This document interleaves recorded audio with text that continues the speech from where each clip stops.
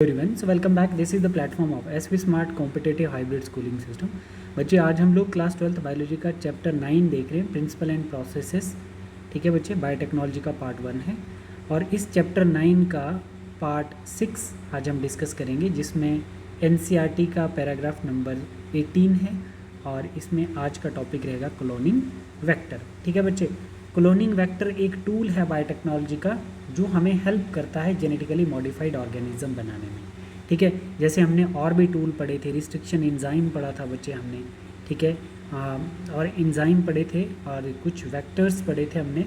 ठीक है, और कुछ और भी इम्पॉर्टेंट टूल्स इसमें हमने पढ़े थे, जैसे सोर्स था जिससे हम जेनेटिक मटेरियल को एक्सट्रैक्ट करते थे, होस्ट जैसे कुछ बायोरिएक्टर, कुछ ऐसे इंपॉर्टेंट टूल्स हैं जो जेनेटिकली मॉडिफाइड ऑर्गेनिज्म को बनाने में हेल्प करते हैं। ठीक है, अब इसमें देखना है कि बायोटेक्नोलॉजी में क्लोनिंग वेक्टर का क्या इंपॉर्टेंट रोल है। ठीक है बेटा, सबसे पहले हम देखेंगे, यू नो दैट जैसे प्लाज्मिड हो गया, ये क्या है, ये जेनेटिक मटेरियल है बैक्टीरिया का।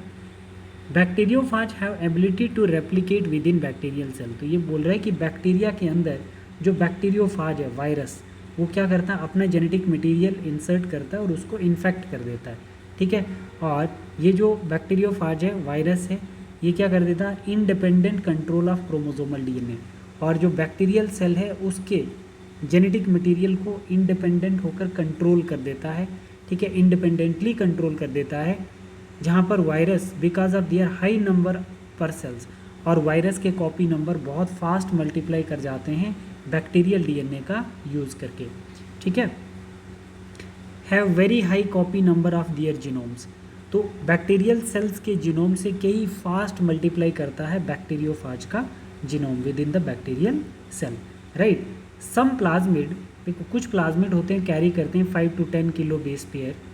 ठीक है, इतना जो होता है साइज प्लाज्मिड का, may have only 1 or 2 copies पर सेल्स, है ना। और ये कितनी कॉपीज़ बनाएंगे, एक सेल में 2 से 3 जीन ऑफ इंटरेस्ट की कॉपीज़ बनाएंगे। Whereas other may have 15 to 100 copies per cell या इससे ज़्यादा। हमें कौन सा प्लाज्मिड चाहिए, अब हम कौन सा प्लाज्मिड सेलेक्ट करेंगे, जो मोस्ट कॉपी नंबर फॉर्म करेगा। Their number can be even higher, इससे भी ज़्यादा नंबर बन सकता है। ठीक है, if we are able to link the alien piece, मतलब फॉरेन डीएनए, विद बैक्टीरियोफाज या प्लाज्मिड डीएनए, प्लाज्मिड डीएनए के साथ जब हम लिंक करेंगे, can multiply its number equal to the copy number of plasmid. ठीक है, तो जो हम फॉरेन डीएनए लिंक करेंगे प्लाज्मिड डीएनए के साथ, तो जितना कॉपी नंबर प्लाज्मिड डीएनए का बनेगा उतना ही हमारे डिज़ायर जीन का भी बन जाएगा। ठीक है बेटा, अब इसमें एक पॉइंट बताया इसने, वेक्टर यूज़ एट प्रेजेंट। जो वेक्टर हम यूज़ कर रहे हैं बेटा, जो हम वेक्टर अभी यूज़ कर रहे हैं, ठीक है, ये इंजीनियर्ड है, मतलब आर्टिफिशियल है, आर्टिफिशियली सिंथेसाइज्ड है ये, है ना, in such a way that the help easy linked of foreign DNA and selection of recombinant from non recombinant. तो इससे हमें पता चलता है कि जो हमारा प्लाज्मिड है ना, जो प्लाज्मिड है अगर फॉरेन जीन को एक्सेप्ट करेगा, ज़रूरी थोड़ी है बच्चे कि आप इंसर्ट करोगे तो उसको एक्सेप्ट कर लेगा। जैसे इकोलाई के अंदर जो प्लाज्मिड है, तो वो अगर फॉरेन जीन को एक्सेप्ट कर लेगा बेटा, तो उसको हम रिकॉम्बिनेंट बोलेंगे, और अगर एक्सेप्ट नहीं करेगा बच्चे, अगर एक्सेप्ट नहीं करेगा तो उसको हम लोग नॉन ट्रांसफॉर्मेंट या नॉन रिकॉम्बिनेंट बोलेंगे। ठीक है, तो आप बोल सकते हो बच्चे, ये फॉरेन डीएनए सिलेक्शन करता है रिकॉम्बिनेंट एंड नॉन रिकॉम्बिनेंट की। ठीक है, तो सिलेक्शन कैसे होती है, जब हम प्लाज्मिड के अंदर फॉरेन डीएनए डालते हैं। ठीक है, प्लाज्मिड को निकाल के कट करके उसमें फॉरेन डीएनए डालते हैं, अगर प्लाज्मिड एक्सेप्ट करता फॉरेन डीएनए को तो वो क्या कहलाएगा, रिकॉम्बिनेंट, और अगर एक्सेप्ट नहीं करता है तो कैसा रहेगा, नॉन रिकॉम्बिनेंट रहेगा। ठीक है बेटा, तो ये कॉन्सेप्ट थोड़ा सा आपको ध्यान रखना है।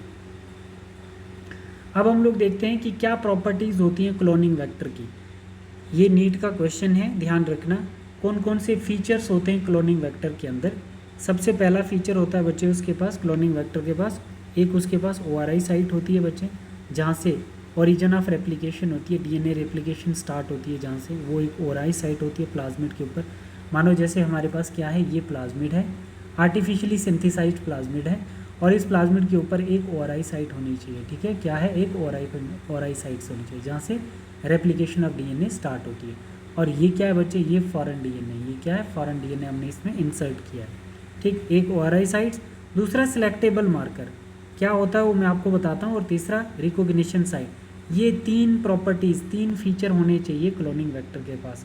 नहीं तो ऐसे और भी बहुत सारे वेक्टर्स हैं, जैसे बैक हो गया, बैक्टीरियल आर्टिफिशियल क्रोमोसोम, ठीक है, ईस्ट आर्टिफिशियल क्रोमोसोम्स, ठीक है, कॉस्मॉइड हो गया, ठीक है, ये सब क्या हैं, ये क्लोनिंग वेक्टर हैं। बट मोस्ट एफिशिएंट जिसके पास ये 3 साइट्स हैं वो कौन सा है, आपका प्लाज्मिड है। ठीक है बच्चे, सबसे पहले हम देखते हैं ओरिजिन ऑफ रेप्लिकेशन। आपने देखा बच्चे, मानो जैसे हमारे पास क्या है, ये इक्वलाई है, इसके अंदर ये क्या है, फॉरेन डीएनए, हमने फॉरेन डीएनए इंसर्ट किया है इसमें, ठीक है, ये फॉरेन डीएनए हमने ये बाहर निकाला और इसका ये फॉरेन डीएनए है, और इसके पास हम क्या देख रहे हैं, एक ओआरआई साइट है।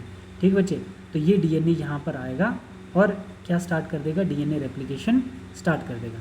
दिस इज़ द सीक्वेंस, मतलब ओआरआई साइट क्या होती है, ये एक ऐसा सीक्वेंस होता है जहाँ से रेप्लिकेशन स्टार्ट होती है। And any piece of DNA when link to this sequence can be made replicate within the host cell. ठीक है, जब भी फॉरेन जीन की मल्टीपल कॉपीज़ बनेगी वो कौन सी साइट पे बनेगी, ओआरआई साइट्स पे बनेगी। ठीक है, this sequence is also responsible for controlling the number of linked DNA. जो लिंक्ड आपने, जो डीएनए आपने लिंक किया उसकी कितनी कॉपी बनेगी वो कौन डिसाइड करेगा, ओआरआई साइट ही डिसाइड करेगी। ठीक है बच्चे, ठीक है। So if one wants to recover many copies of the target DNA, अगर टारगेट डीएनए की आपको ज़्यादा कॉपी चाहिए, it should be cloned in a vector.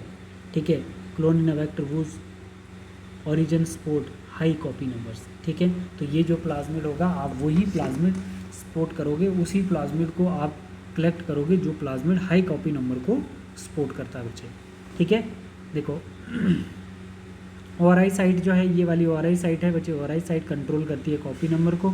We select the plasmid ORI site for more copy number, मतलब इतने copy number ना कि इतने वाले को हम सिलेक्ट करेंगे। ठीक है, अब हम देखते हैं बच्चे सिलेक्टेबल मार्कर। हमें समझ में आ गया कि क्लोनिंग वेक्टर वही कहलाएगा जिसके पास एक ओआरआई साइट होगी, सिलेक्टेबल मार्कर और रिकॉग्निशन साइट होगी। ठीक है बच्चे, सिलेक्टेबल मार्कर कुछ नहीं है बेटा, सिलेक्टेबल मार्कर आप बोल सकते हो कि ये एक क्या है, ग्रुप ऑफ जीन है which provide antibiotic resistance to bacteria.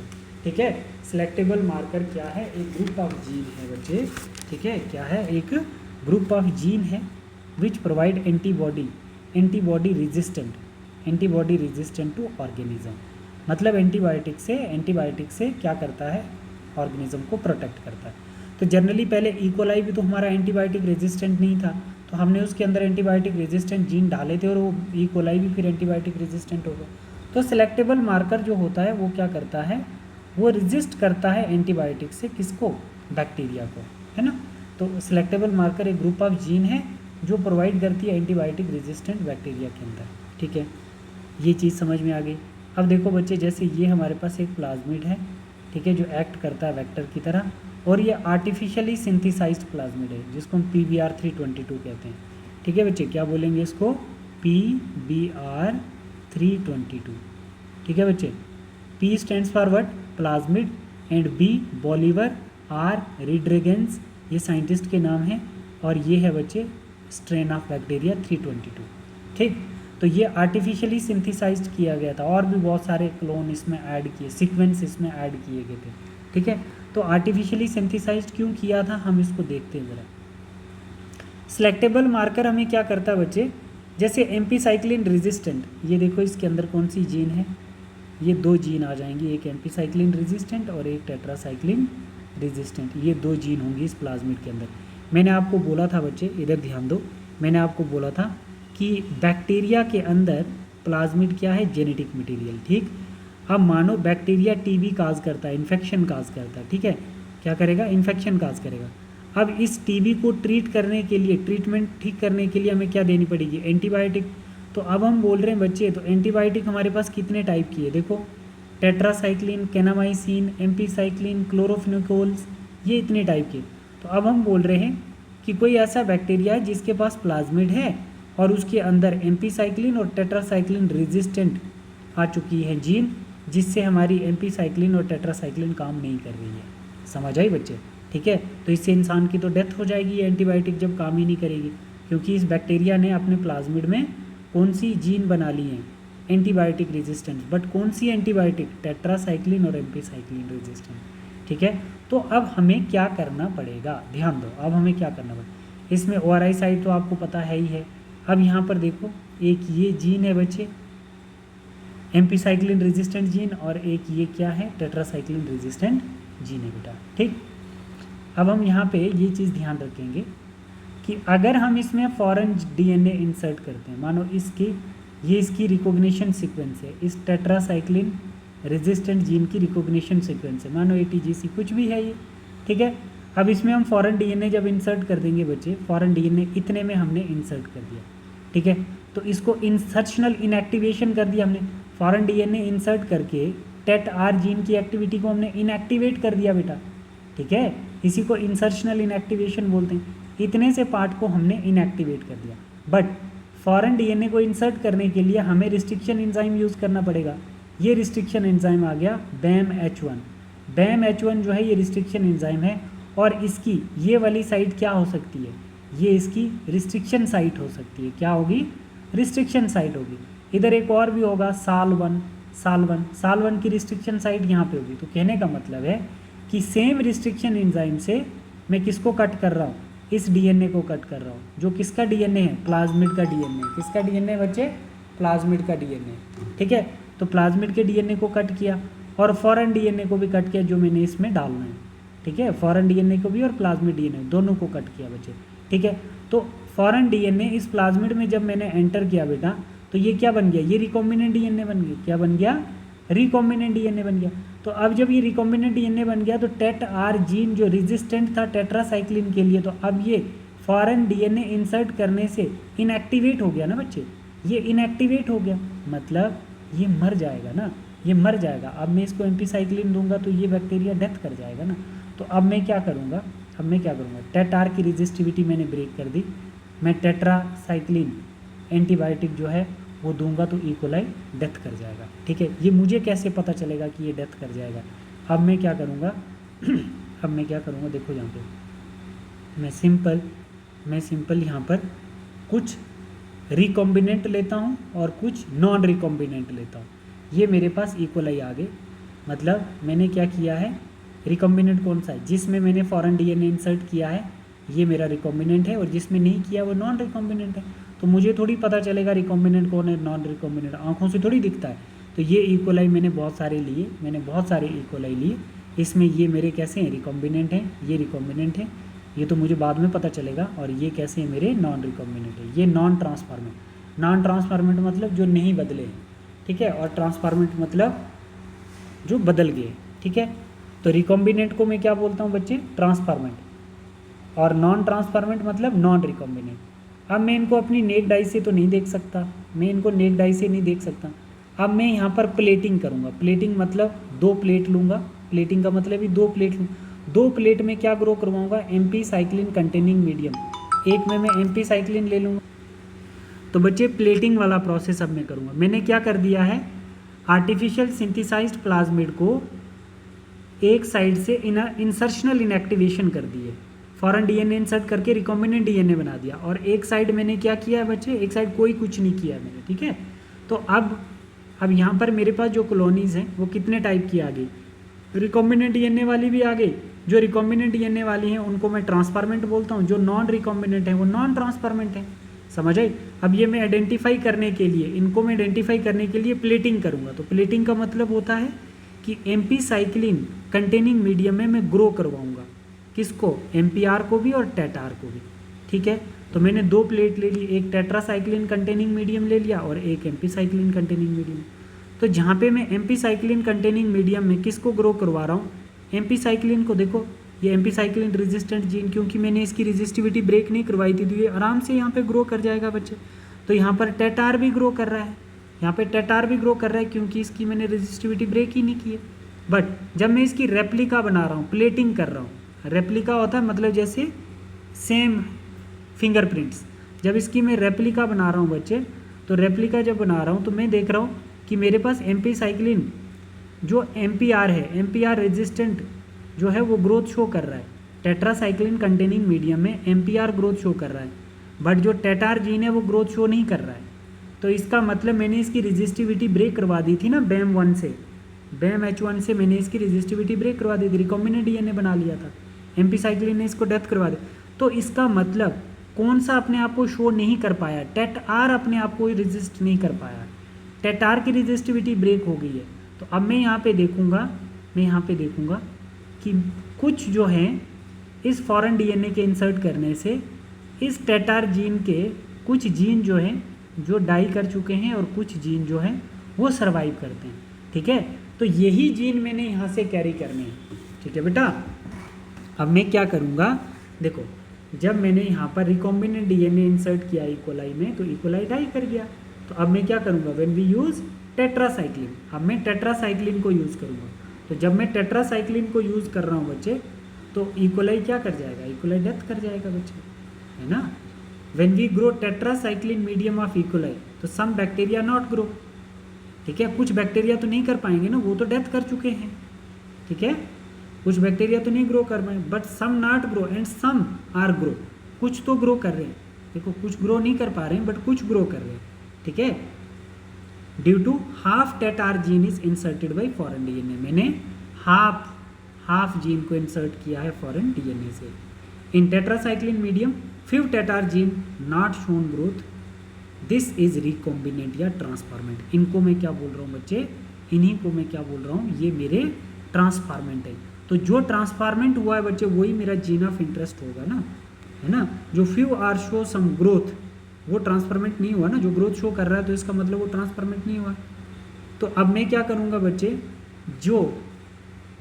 जो ग्रोथ शो नहीं कर रहे हैं बच्चे, ऐड टू प्लाज्मिड डीएनए, उनको मैं ऐड कर दूंगा प्लाज्मिड डीएनए में एंड फॉर्म रिकॉम्बिनेंट डीएनए। अब मैं क्या करूँगा, जो ग्रोथ शो नहीं कर रहे थे वही मेरा जीन ऑफ इंटरेस्ट था, उसको मैं अब किस में डाल दूंगा, उनको मैं डाल दूंगा आर डीएनए में। ठीक है, उनको मैं प्लाज्मिड डीएनए में डाल दूंगा और क्या बन जाएगा, आर डीएनए बन जाएगा। ठीक है बच्चे, and again plasmid enter into E coli and send to the bioreactor and multiply. ठीक है, जैसे ही मल्टीप्लाई होगा तो सेंड टू द पेशेंट वो affected by this bacteria. Right, समझ में आया बच्चे।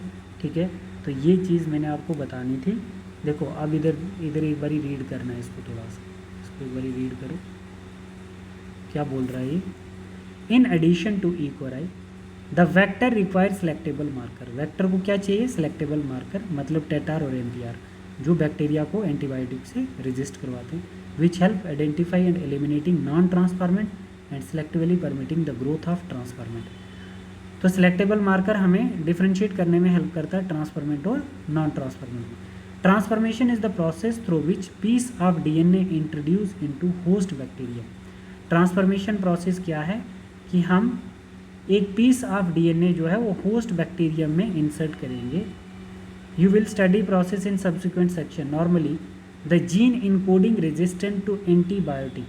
ठीक है, जैसे हम उसमें इंसर्ट कर देंगे टेटार जीन में, हम उसको इंसर्ट कर देंगे तो अब क्या होगा, जो जीन था वो सर्टेन एंटीबायोटिक से रेजिस्टेंट था, जैसे एम्पीसाइक्लिन, क्लोरोफिनिकोल्स, टेट्रासाइक्लिन और केनामाइसिन्स। ठीक है बच्चे, are consider useful selectable marker in E coli. The normal E coli do not carry resistance against of the antibiotics. अब देखो ना बच्चे, जो नॉर्मल इकोलाई होते हैं, जो हमारी बॉडी में नॉर्मल इकोलाई हैं, विटामिन B12 प्रोड्यूस करते हैं, उनके अंदर तो एंटीबायोटिक रेजिस्टेंस नहीं होते हैं बच्चे। ठीक है, बट कुछ होते हैं जो एंटीबायोटिक रेजिस्टेंस क्रिएट कर लेते हैं, जो डिजीज़ वगैरह काज कर देते हैं, उनके अंदर एंटीबायोटिक रेजिस्टेंस क्रिएट हो जाता है। तो फिर उनकी एंटीबायोटिक रेजिस्टिविटी हम कैसे ब्रेक करते हैं, बाय इंसर्शनल इनएक्टिवेशन। जब हम फॉरेन डीएनए इंसर्ट करते हैं तो फिर उनकी जो रेजिस्टिविटी होती है वो ब्रेक हो जाती है। देखो यहाँ पे जैसे ये BAM1 और SAL1 जो है ये टेट आर के रिस्ट्रिक्शन एंजाइम है, और PV1 और PST1 MPR के रिस्ट्रिक्शन एंजाइम है। ठीक है, ये कट करेंगे, इसको फॉरेन डीएनए डालेंगे। मानो PST1 और PV1 जो है, अगर इसको हम आर डीएनए बना देंगे तो टेटार ग्रोथ करेगा, यस ये ग्रोथ करेगा, क्योंकि हमने BAM1 और SAL1 डाला ही नहीं है। ठीक है, इकोलाई भी है, ये आर्टिफिशियल सिंथेसाइज्ड प्लाज्मिड था। ठीक है बच्चे, अब देखो थर्ड क्या चाहिए, cloning site. In order to link alien DNA, the vector need to have very few या preferably single recognition site। तो एक रिकॉग्निशन साइट चाहिए होती है प्लाज्मिड के अंदर for commonly use restriction enzyme. ठीक है, रिस्ट्रिक्शन एंजाइम को एक रिकॉग्निशन साइट चाहिए होती है। मानो जैसे ये एंजाइम है तो इसको एक ही साइट चाहिए होती है कट करने के लिए। जैसे presence of more than one recognition site with in a vector will generate several fragment बन जाएंगे विच में कम्प्लिकेट हो जाएगा, ठीक है। Gene cloning, the ligation of alien DNA is carried out of the restriction sites. Restriction site मानो जैसे ये BAM-H1 जो है ये जहाँ से कट करेगा, जिस सीक्वेंस से कट करेगा तो उसको रिस्ट्रिक्शन साइट बोलेंगे, ठीक है।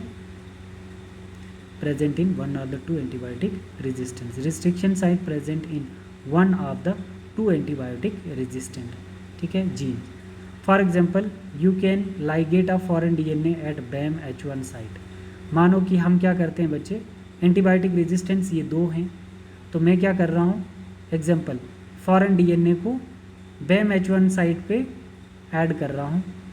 Tetracycline resistivity jeans of vector PBR322, PBR322 में टेट-आर की रेजिस्टिविटी को ब्रेक करने के लिए BAM-H1 की हेल्प से मैं फॉरेन DNA को इंसर्ट कर रहा हूँ। The recombinant plasmid will lose tetracycline resistivity, ठीक है, due to insertion of foreign DNA but can still selected out of non recombinant one. तो इसकी जब ये इसकी रेजिस्टिविटी ब्रेक हो जाएगी तो इससे डिफ्रेंशिएट हो जाएगा कि ये बदल गया, ये ट्रांसफॉर्मेंट हो गया और दूसरा कैसा रह गया, नॉन रिकॉम्बिनेंट या non transformant, one of the plating of transformant. अब इससे हम कैसे पहचानें कि इसकी रेजिस्टिविटी ब्रेक हुई और इसकी नहीं हुई, तो अब हम क्या करेंगे, foreign DNA but still it can selected from non recombinant one of the plating transformant. अब हम प्लेटिंग करेंगे ऑन टेट्रासाइक्लिन कंटेनिंग मीडियम, एक टेट्रासाइक्लिन कंटेनिंग मीडियम लेंगे, the transformant growing ampicillin containing medium are then transfer to the medium containing tetracycline. देखो हम दो plate लेंगे, ठीक है, दो प्लेट लेंगे और दोनों प्लेट में हम क्या करेंगे बच्चे, एक हमारे पास आ गया, एक हमारे पास आ जाता है टेट्रासाइक्लिन कंटेनिंग मीडियम, ठीक है, और एक मेरे पास क्या आ जाता है बच्चे, एम्पीसाइक्लिन कंटेनिंग मीडियम, ठीक है। देखो प्लेटिंग की हेल्प से हम डिफ्रेंशिएट करेंगे कि कौन ट्रांसफॉर्मेंट है और कौन नॉन ट्रांसफॉर्मेंट है। The transformant growing on ampicillin containing medium, tetracycline जो है टेट्रासाइक्लिन कंटेनिंग मीडियम और ampicillin containing medium are transfer to the medium containing tetracycline. The recombinant will grow in ampicillin. जो रिकॉम्बिनेंट था बच्चे वो किस में ग्रो कर जाता था, एम्पीसाइक्लिन कंटेनिंग मीडियम में। मतलब जो ट्रांसफॉर्म हुआ था वो एम्पीसाइक्लिन में ग्रो कर रहा था क्योंकि वहाँ पे हमने फॉरेन DNA इंसर्ट नहीं किया था, but not containing tetracycline. But tetracycline में वो ग्रो नहीं कर रहा था क्योंकि वहाँ पे हमने फॉरेन DNA को इंसर्ट किया था। But not recombinant will grow, non recombinant will grow, but non recombinant will grow, non recombinant will grow बोल रहा है कि टेट्रासाइक्लिन मीडियम में जो आपका टेट-आर है वो ग्रो नहीं कर रहा है, but non recombinant will grow, MPR grow कर रहा है। देखो ना बच्चे, देखो, बट MPR ग्रो कर रहा है, यहाँ पर MPR भी ग्रो कर रहा है और टेट-आर भी ग्रो कर रहा है। कहाँ पे, कहाँ पे, आपके ampicillin containing medium. But tetracycline containing medium में सिर्फ MPR ग्रो कर रहा है बट आपका टेट-आर नहीं कर रहा है। तो अगर टेट-आर ग्रो नहीं कर रहा है तो ये क्या आ गया हमारा, ये क्या आ गया बच्चे, ये ट्रांसफॉर्मेंट आ गया। तो यही हमारा जीन ऑफ इंटरेस्ट है, यही हमारा जीन ऑफ इंटरेस्ट। इसी को कलेक्ट करके हम किस में डालेंगे, इसी को कलेक्ट करके हम किस में डालेंगे बच्चे, प्लाज्मिड में डालेंगे और फिर उसको रिकॉम्बिनेंट DNA बना के इकोलाई में डालेंगे और फिर उसको मल्टीप्लाई करेंगे। ठीक है बच्चे, ये समझ आया आपको, ये समझ आया यहाँ तक, ठीक है। Will grow on the medium containing, ठीक है, बोथ। क्या बोल रहा है बच्चे, but non recombinant will grow on the medium containing both the antibiotics.